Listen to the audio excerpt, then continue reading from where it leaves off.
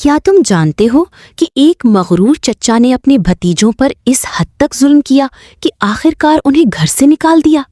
لیکن اس ظلم کا انجام ایسا ہوا کہ لوگوں کے دل ہل گئے۔ جیسا کہ اللہ تعالیٰ فرماتا ہے، نام شیخ ابراہیم تھا۔ وہ اپنے گاؤں میں اپنی حکمت، انصاف اور سخاوت کی وجہ سے مشہور تھا۔ اس کے پاس وسیع زمینیں اور بہت سا مال و دولت تھا، لیکن اس کی سب سے بڑی دولت اس کی 2 بیٹی تھی، بڑا عبداللہ اور چھوٹا زید۔ شیخ ابراہیم اپنے بیٹوں کے ساتھ ایک دور دراز گاؤں میں رہتا تھا جو ایک عظیم دریا کے کنارے واقع تھا۔ اس کی زندگی کی ہر لمحے میں سکون، خوشحالی اور زمین کی حفاظت شامل تھی۔ عمر کی بڑھنے اور جسم کی کمزور ہونے کے باوجود وہ اپنی ملکیت اور ذمہ داریوں کو اپنی حکمت اور مضبوط دل و دماغ سے سنبھالتا تھا۔ وہ اکثر اپنے بیٹوں کو نصیحت کرتا، یہ زمین اللہ کی نعمت ہے، اس کا خیال رکھو اور اللہ کا حق ادا کرو، یہ تمہاری سب سے بڑی ذمہ داری ہے۔ اور وہ یہ بھی کہتا، ہمیشہ آپس میں محبت اور اتحاد رکھو، کیونکہ بھائی چارہ سب سے بڑی دولت ہے۔ لیکن زندگی کا فیصلہ کچھ اور تھا۔ ایک دن اچانک شیخ ابراہیم کا انتقال ہو گیا۔ اس نے اپنے بیٹوں کے لیے کوئی باقاعدہ تحریری وصیت نہیں چھوڑی، اور یہی خلا لالچ اور حسد کا دروازہ بن گیا۔ کی وفات کے بعد گاؤں کے لوگ، بزرگ اور معزز افراد اس کے گھر آئے، اس کے لیے دعا کی اور عبداللہ اور زید کو تسلی دی۔ اسی دوران ان کا چچا، جو اپنی لالچ اور حرص کے لیے مشہور تھا، سب کے سامنے کھڑا ہوا اور بظاہر ہمدردی کے انداز یہ سب سنبھالوں گا اور تمہیں تمہارا حق دوں گا۔ یہ سن کر عبداللہ اور زید حیران رہ گئے۔ عبداللہ نے فوراً کہا، یہ کیسے ممکن ہے؟ ہمارے والد نے کبھی نہیں بتایا کہ آپ شریک تھے۔ زید نے بھی کہا، یہ بات درست نہیں، ہم صرف اپنے والد کی تعلیمات کے مطابق آگے بڑھنا چاہتے ہیں۔ چچا نے بہانہ بناتے ہوئے کہا کہ وہ ہمیشہ شریک رہی ہیں اور وہ ان کی مدد کرنا چاہتے ہیں۔ حقیقت یہ تھی کہ وہ ان کی سادگی کا فائدہ اٹھانا چاہتا تھا۔ بعد میں جب دونوں بھائیوں نے اس سے بات کی تو وہ غصے میں آ گیا اور بولا، یہ سب میری ملکیت ہے، تمہیں شکر کرنا چاہیے کہ میں تمہیں کچھ دے رہا ہوں۔ دونوں بھائی سمجھ گئے کہ وہ انصاف نہیں چاہتا۔ آخرکار انہوں نے فیصلہ کیا کہ وہ قاضی کے پاس جائیں گے۔ جب چچا کو اس بات کا علم ہوا تو وہ رات کو خفیہ طور پر قاضی کے پاس گیا اور اسے رشوت دینے کی کوشش کی۔ قاضی پہلے تو غصہ ہوا، مگر سونے کے صندوق کو دیکھ کر اس کا دل بدل گیا اور اس نے انصاف کی بجائے لالچ کو ترجیح دی۔ اگلے دن عدالت میں قاضی نے بغیر تحقیق کے فیصلہ سنایا کہ تمام جائیداد چچا کی ہے۔ یہ سن کر عبداللہ اور زید ٹوٹ گئی۔ انہوں نے کہا، یہ ظلم ہے، لیکن قاضی نے ان کی بات نہ سنی اور انہیں باہر نکال دیا گیا۔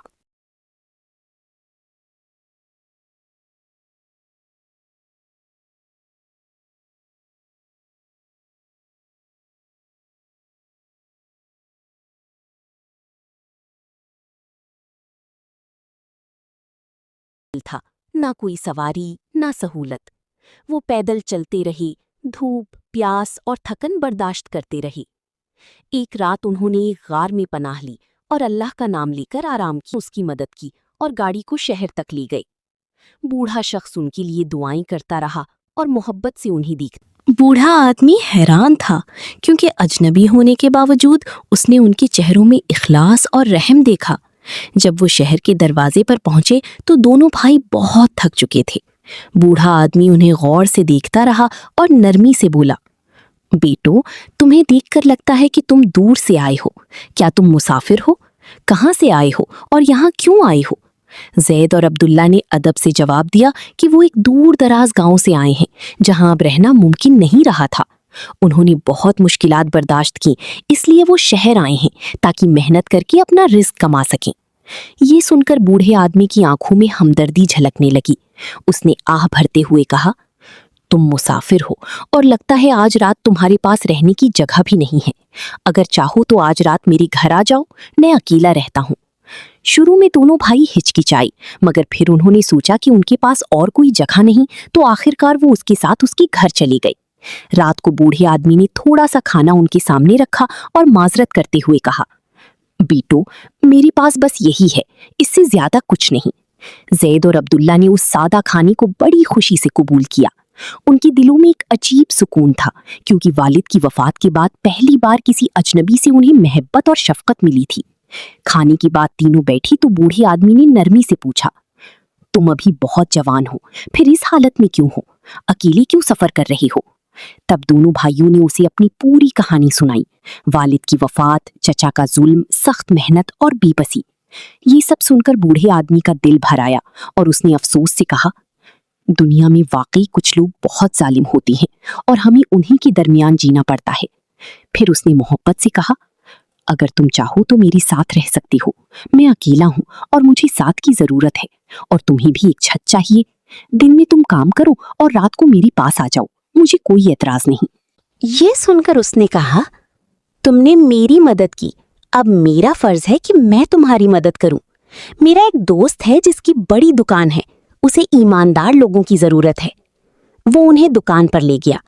ताजर ने उनकी सच्चाई सुनकर कहा, मुझे एक आदमी चाहिए था, मगर मैं तुम दोनों को रख लेता हूं। बस याद रखो, मुझे ईमानदार और मेहनती लोग चाहिए। यूं उनकी सच्चाई ने उनके लिए रिस्क का दरवाजा खोल दिया। दुकान बहुत बड़ी मगर बेतरतीब थी। दोनों भाइयों ने मिलकर उसे साफ और मुनज़्ज़म किया। जब ताजर वापस आया तो हैरान रह गया। चंद दिन बाद ताजर ने उनसे उनकी कहानी पूछी। जब उसे मालूम हुआ कि वो शेख इब्राहिम के बेटे हैं तो वो हैरान और गमगीन हुआ। उसने कहा, तुम्हारे वालिद एक ईमानदार इंसान थे, हम सब उन्हें जानते थे। फिर उसने कहा, मैं तुम्हारी मदद करूंगा, मैं एक ईमानदार काजी को जानता हूं। अगले दिन वो उन्हें काजी के पास ले गया। काजी ने पूरी बात सुनी, गवाह बुलाए और चचा से सबूत मांगा जो उसके पास नहीं था। आखिरकार काजी ने फैसला सुनाया, तमाम जायदाद अब्दुल्ला और जैद की है और चचा का इसमें कोई हक नहीं। ये सुनकर दोनों भाई खुशी से भर गए। चचा और उसकी बीवी शर्मिंदगी के साथ वापस चले गए, जबकि अब्दुल्ला और जैद ने शहर में नया घर खरीदा और उस बूढ़े आदमी को भी अपने साथ रख लिया। यूं उनकी जिंदगी का नया बाब शुरू हुआ, जहां सब्र, मेहनत और सच्चाई ने उन्हें कामयाबी दिलाई। ये कहानी हमें सिखाती है कि नेक नीयत और अल्लाह पर ईमान अंधेरों को रोशनी में बदल देता है।